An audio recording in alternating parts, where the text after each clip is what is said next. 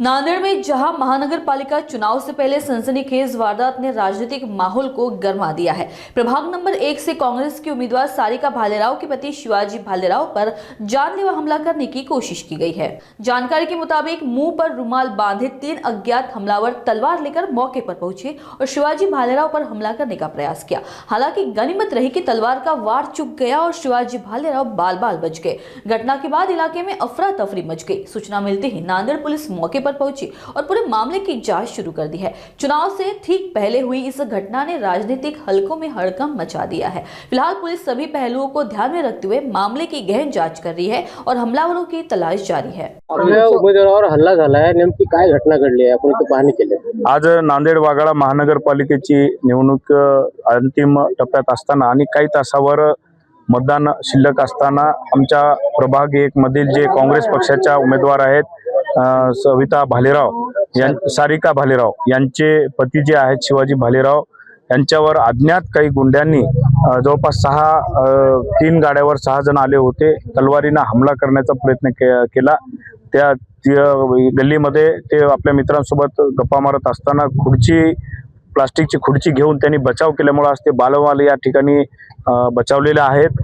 मला या निमित्ताने एवढंच सांगायचं आहे की अशा प्रकारचं जर राजकारण आणि अशा प्रकारचं वृत्ती काही लोकांमध्ये असेल तर ह्याचा सर्वप्रथम मी निषेध करतो आणि निश्चितच याच्यावर लवकरात लवकर कडी कारवाई झाली पाहिजे आणि या कुटुंबाला संरक्षणही मतदानापर्यंत मिळालं पाहिजे अशी मी मागणी करतो। नांदेडमध्ये मोठ्या प्रमाणात गुन्हेगारी वृत्तीचे लोक झालेले आहेत, त्यामुळे क्राईम वाढत आहे असं वाटतं।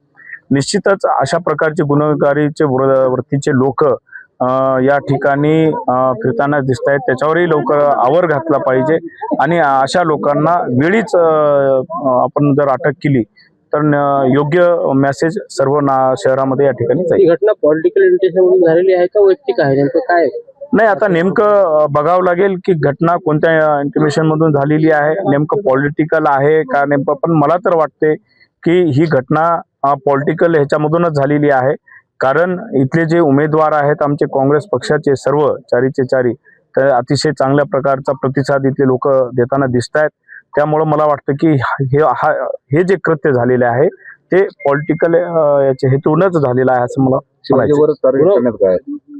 नाही। आता त्यांना नेमकं कोणाला टार्गेट करायचं होतं माहित नाही, कदाचित शिवाजी तर सापडला असेल, त्यांना एखादा हेतू असू शकतो की 4 उमेदवारापैकी कोणावर ते टार्गेट करू शकतो। संशय कोणावर आहे आपला, कुठल्या नेमकं नाही संशय असं पक्ष बनवून सांगता येणार नाही, पण ह्याच्या मागे SP साहेबांना मी आताच बोललोय, त्यांनी मला सांगितलं की ह्याच्यावर लवकर तपास करून लवकरात लवकर कारवाई या ठिकाणी करण्यात येईल। काय नाव आहे, कुठल्या पक्षाकडून आपण, नेमकी काय घटना? मी शिवाजी भालेराव, माझी पत्नी सारिका उभं टाकलेली आहे। तोरड्यामधून आम्ही प्रभाग क्रमांक 1 चे आहोत, वंचित काँग्रेसचे उमेदवार आहोत।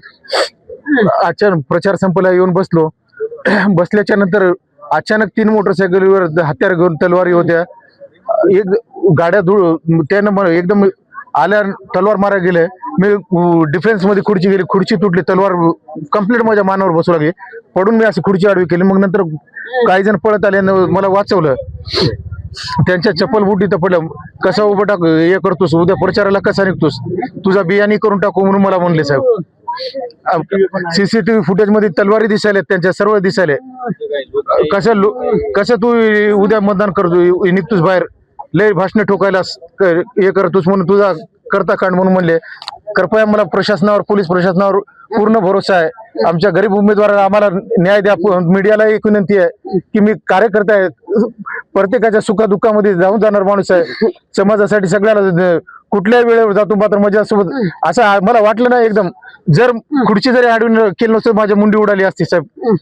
काय व्यक्तिगत कारण आहे? काही नाही, शंका आहे तुम्हाला? कोणावर काय शंका म्हणावं साहेब, काही मला काय नाही, मला तोंडाला परणे होते, कसं बोलू साहेब। आणि पूर्ण क्रिमिनलच वातावरण झाले साहेब, हे लोकशाही राहील ना साहेब, कसं इलेक्शन चाललं काय बघालो, आम्हाला न्याय द्या।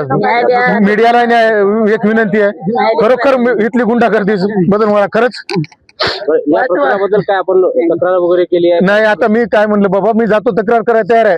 पोलीसवाले मला म्हणले इथून तुम्ही चला, पण समाज सर्व लोक म्हणत आहेत डॉग स्पॉट आणणार, पहिल्या आरोपीला पकडल्याशिवाय तुम्ही करत नाही. तर आरोपी तर आपल्या समोर 15 मिनिट झालं, पण अजून इथं कुठलीच म्हणजे झाली नाही. ते माणूस मेल्याच्या नंतर येणार आहेत का डॉग स्पॉट नंतर हे करायला? हेच आरोपीला इथून काय खोटे अफवा पकडलं हे झालं असं बोलत आहे, मात्र काहीच हे नाही. त्याचं फुटेज आहे, 3-4 फुटेज मध्ये आलं. फुटेज मध्ये तलवारी दिसायला साहेब. माझ्या लेकराला वाचवा. काय तुम्ही पोलिसांशी लेकराला संपर्क वगैरे ते- केला? काय मी 112 नंबरवर कॉल केला. आमच्या पक्षाचे नेते रामदास पाटील आमचे यांना फोन केला. त्यांना बोललो, खासदार साहेबांकडे हे केलं. नाही, पोलिसांनी काय सांगितलं तुम्हाला? पोलिसांनी काय फुटेज मागितलं आणि ठाण्यावर चला म्हणले. मी जाऊ लागलो, लोक पब्लिक जाऊ देत नाही साहेब. इथं पहिलं स्पॉटवर डॉग स्पॉट आणा आणि त्याचा पाठलाग करा अशी विनंती आहे साहेब सर्व.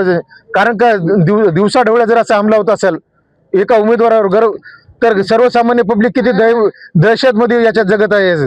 तक्रार देणार आहेत तुम्ही कसं? देणार आहे साहेब. मला पोलीस प्रशासनावर भरोसा आहे. मला संरक्षण पाहिजे माझ्या आणि लेकराला